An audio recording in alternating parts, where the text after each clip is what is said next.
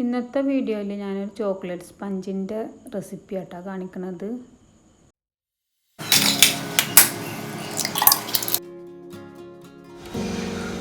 ഇതിൽ 3 മുട്ട ഒഴിച്ചിട്ടുണ്ട്, പൊട്ടിച്ചൊഴിച്ചിട്ടുണ്ട്, ഒരു നുള്ളു ഉപ്പ് ഇട്ട് കൊടുത്തിട്ടുണ്ട്.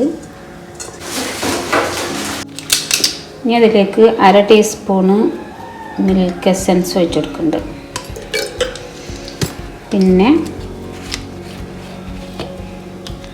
ഒരു 1/4 ടീസ്പൂണോളം ബട്ടർ എസൻസ് ഒഴിച്ചെടുക്കണം. 1/4 1/2 ടീസ്പൂൺ തന്നെ ആയിട്ടോ, കുഴപ്പമില്ല. എനിക്ക് 1 ടീസ്പൂണിൽ തന്നെയാണ് അളന്നെടുത്ത് ഇട്ടതാണ്. ഇനി വാനില എസൻസ് 1 ടീസ്പൂണ്. ബട്ടർ എസൻസും മിൽക്ക് എസൻസും ഒക്കെ ആവശ്യമുണ്ടെങ്കിൽ ചേർത്താൽ മതി. ചേർക്കണം എന്നൊരു നിർബന്ധമില്ല, ചേർത്ത് കൊടുത്താൽ നല്ല ടേസ്റ്റാട്ടോ. ഞാനെപ്പോഴും എല്ലാ കേക്കിലും ചേർത്ത് കൊടുക്കലുണ്ട്, തുടക്കം മുതലേ ചേർത്ത് കൊടുക്കുന്നതാണ്. പിന്നെ അതുപോലെ ഈ ഒരു റെസിപ്പിയിൽ ഞാൻ 4 മുട്ട വെച്ചിട്ടാണ് 1 kg ചെയ്യൽ.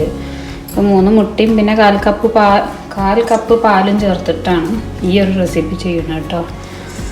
ഇനി ഇതിലേക്ക് 1 കപ്പ് പൊടിച്ച പഞ്ചസാര ഇട്ട് കൊടുക്കണം.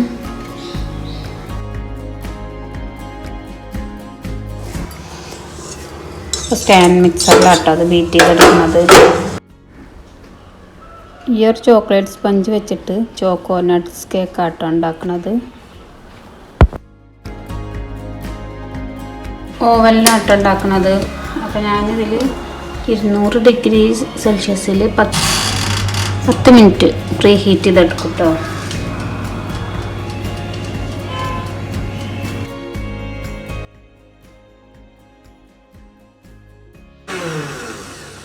സ്റ്റാൻഡ് മിക്സർ ഒന്ന് ഓഫാക്കിയിട്ടുണ്ട്. ഇതിൻ്റെ കൂടെ വോയിസ് കൊടുക്കാനാട്ടോ. കഴിഞ്ഞിട്ട് വോയിസ് കൊടുക്കാൻ ഭയങ്കര മടിയാണ്. അപ്പോൾ ഇതൊന്ന് ഓഫാക്കിയിട്ടുണ്ട്. പിന്നെ ഒരു അരിപ്പയിലേക്ക് അങ്ങനെ പേപ്പറിലാട്ടോ അരിക്കുക. പിന്നെ അതിൽ നിന്ന് അങ്ങോട്ടും ഇങ്ങോട്ടും മാറ്റാൻ നല്ല സുഖമല്ലേ. അപ്പോൾ ചോക്ലേറ്റ് കേക്കാണ് ഉണ്ടാക്കുന്നത്. ചോക്ലേറ്റ് കേക്കിന് വേണ്ടിയിട്ട് നമ്മൾ വാൻ ഹൗട്ടൻ്റെ കൊക്കോ പൗഡർ ഇല്ലേ, ലൈറ്റ് നമ്മൾ ഡ്രീം കേക്കിൻ്റെ മുകളിൽ ഇട്ടിരുന്നില്ലേ, ആ പൊടി കേട്ടോ. അതുകൂടെ ബാക്കിയിരിക്കുകയാണ്. ഇപ്പോൾ ഡ്രീം കേക്കൊന്നും ഉണ്ടാക്കലില്ല, റേറ്റ് കൂടിയ കാരണം. ചോക്ലേറ്റിനൊക്കെ റേറ്റ് കൂടിയ കാരണം ഇപ്പോൾ അങ്ങനെ ഉണ്ടാക്കലില്ല. അപ്പോൾ ആ കൊക്കോ പൗഡറാണ് ഇതിലേക്ക് എടുത്തിട്ടുള്ളത്. 1/4 കപ്പ്. 1 കപ്പ് മൈദ, 1 ടേബിൾ സ്പൂണ് കോൺഫ്ലോറും കൂടി ചേർത്ത് കൊടുത്തിട്ടുണ്ട്. ഇനി 1/2 ടീസ്പൂൺ ബേക്കിംഗ് സോഡയും 1 ടീസ്പൂണ് ബേക്കിംഗ് പൗഡർ കൊടുത്തിട്ടുണ്ട്. ഇനി ഇത് നന്നായിട്ട് അരിച്ചെടുക്കുക കേട്ടോ.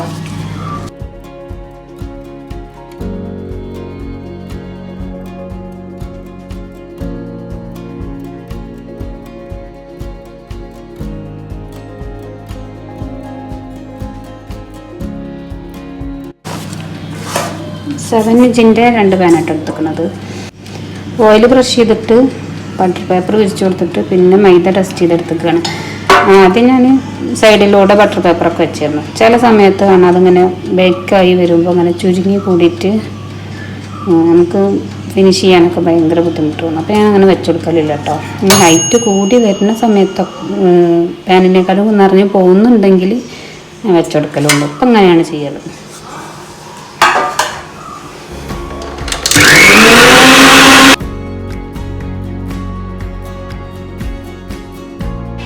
എഗ്ഗൊക്കെ നല്ല ഫ്ലഫിയായി വന്നിട്ടുണ്ട് കേട്ടോ. അപ്പോൾ ഞാനിത് ഓഫാക്കിക്കാണ് വോയിസ് കൊടുക്കാൻ വേണ്ടിയിട്ട്. ഇനി സ്പീഡ് കുറച്ചിട്ട് സ്പീഡ് 1-ലിട്ടിട്ട് 2 ടേബിൾ സ്പൂണ് സൺഫ്ലവർ ഓയിൽ ഒഴിച്ച് കൊടുക്കുന്നുണ്ട് കേട്ടോ.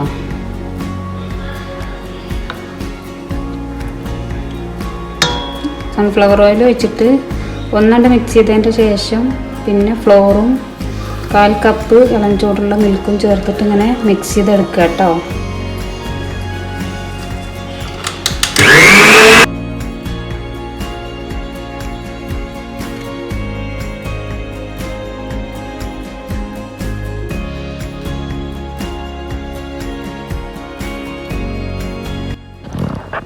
ലാസ്റ്റ് ഫ്ലോർ ഇടാൻ ശ്രദ്ധിക്കുക കേട്ടോ.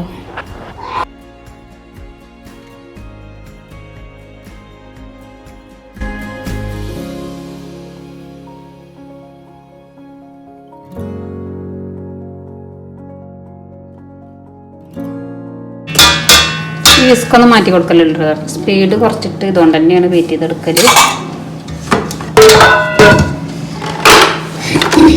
ഇനി സ്പാച്ചിൽ വെച്ചിട്ട് മിക്സ് ചെയ്തെടുക്കുക.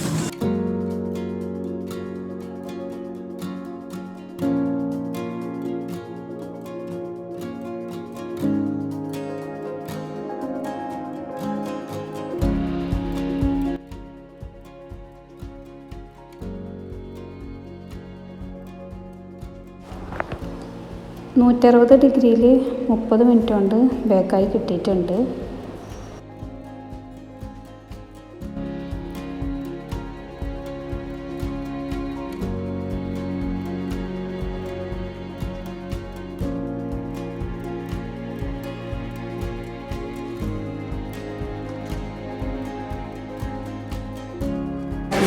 ഇത് 4 ലെയറിലായിട്ടായി കേക്ക് ചെയ്യുന്നത്.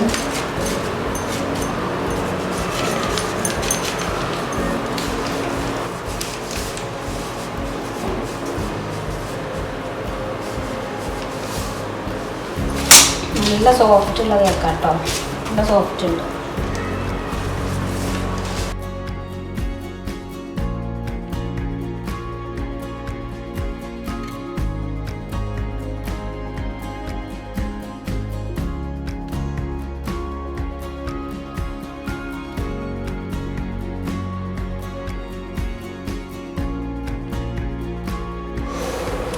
കുറച്ച് ഗനാഷ് വെച്ചിട്ടുണ്ട്.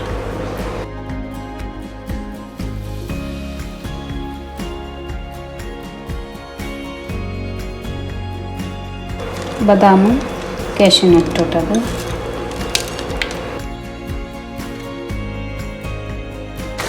കുറച്ച് ചോക്കോ ചിപ്സ് ഇട്ട് കൊടുക്കുന്നുണ്ട്.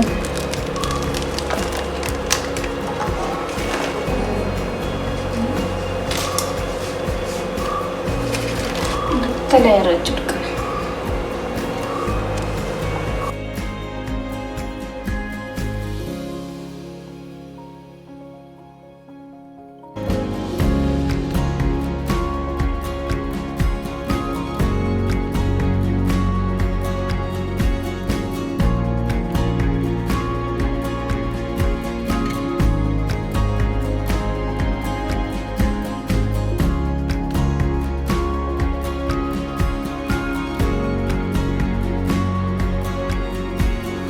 വീഡിയോ ഇഷ്ടമായിട്ടുണ്ടെങ്കിൽ ലൈക്ക് ചെയ്യണേ.